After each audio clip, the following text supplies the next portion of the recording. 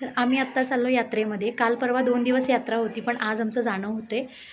कारण खूप गर्दी असते काल आणि परवा. परवा आम्ही गेलो होतो मंदिरामध्ये, दर्शन वगैरे घेतलं आणि ओटी वगैरे भरली आणि नैवेद्य घेऊन गेलेलो. लगेच आम्ही घरी आलो, त्याच्यामुळे काय फिरता आलं नाही. मग आज चाललो आहे मुलांना घेऊन. सगळ्या लेडीज चाललेत, म्हणजे पूर्ण ग्रुप फ्रेंड सर्कल चालला आहे आपापल्या मुलांना घेऊन. चला थोडक्यात तुम्हालाही दाखवते. सध्या बॅक टू बॅक इतकी सारी कामं निघत आहेत किंवा काही अशा जबाबदाऱ्या आहेत ज्या पूर्ण करणं गरजेचं आहे. त्याच्यामुळे सध्या मला व्लॉग बनवणं जमत नाही आहे. मिनी व्लॉग मी टाकत होती, सध्या 2-3 दिवस झाले तेही बंद झालेत, कारण कामांचा लोडच इतका आहे त्याच्यामुळे. आणि थोडीशी तब्येत माझी खराब झाली यात्रेनंतर, त्याच्यामुळे थोडं मी रेस्ट घेतलं. तर आता थोडं बरं वाटते, म्हटलं व्हिडिओला सुरुवात करूया. आणि आम्ही यात्रेमध्ये फिरायला गेलेलो. फिरणं फक्त एक बहाणा होता, मैत्रिणींना सोबत टाईम स्पेंड करता येईल, सोबत मुलांनाही घेऊन जाता येईल म्हणून आम्ही ठरवलं आणि सगळ्या मैत्रिणी आपापल्या मुलांना घेऊन आम्ही निघालो.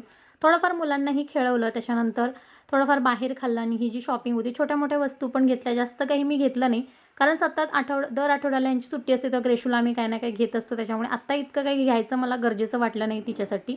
घरच्यांकडून तिला ऑलरेडी मिळाली होती खेळणी, मम्मी पप्पा दिलेले, सासूबाई दिलेल्या, त्याच्यामुळे माझी मामाची आईसुद्धा तिला दिलेली.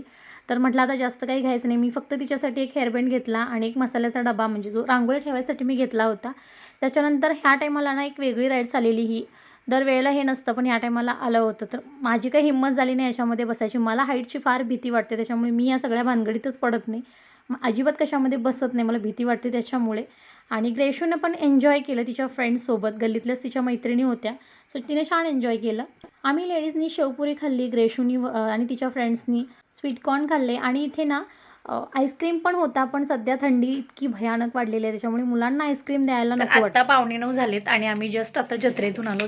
गेलो तेव्हा फारशी गर्दी नव्हती, पण थोड्या वेळाने इतकी गर्दी वाढली की खूप चेंगराचेंगरी व्हायला लागली तिकडे, खरं तर रोडवरने येताना. म्हणून मोजकंच सामान घेतलं, जास्त काही नाही घेतलं. मी ग्रेशूसाठी फक्त एक हेअरबँड घेतला आणि माझ्यासाठी हे कानातलं घेतलं. हे खूप छान वाटलं मला, थोडंसं वेगळं, ड्रेसवर वगैरे छान वाटेल म्हणून घेतलं. आणि आता स्वयंपाक मी सगळा करून गेलेली, फक्त मला भाकरी करायची आहे, सो मी आत्ता करणार आहे त्या. आणि ग्रेशूसाठी मी जो हेअरबँड घेतला तो हा आहे मोठा. ग्रेशू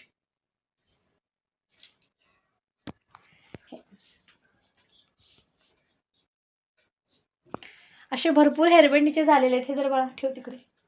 असे हेअरबँडीचे भरपूर झालेले आहेत, पण ती ना जास्त रेग्युलर यूज असतो तिचा, त्याच्यामुळे ते खराब होतात. आणि आता जस्ट आम्ही आलो, फ्रेश वगैरे अजून काही झालेली नाही आहे. आता मी फ्रेश होते आणि भाकरी करते, तोपर्यंत ग्रेशूला स्टडी करायला सांगते, कारण होमवर्क अजिबात केलेला नाही आहे. आज 3रा दिवस आहे यात्रेचा, तरी पण गर्दी प्रचंड आहे आणि पाळणे वगैरे आहेत, पण ते काय आपल्याला झेपत नाही म्हणून मी तरी बसली नाही.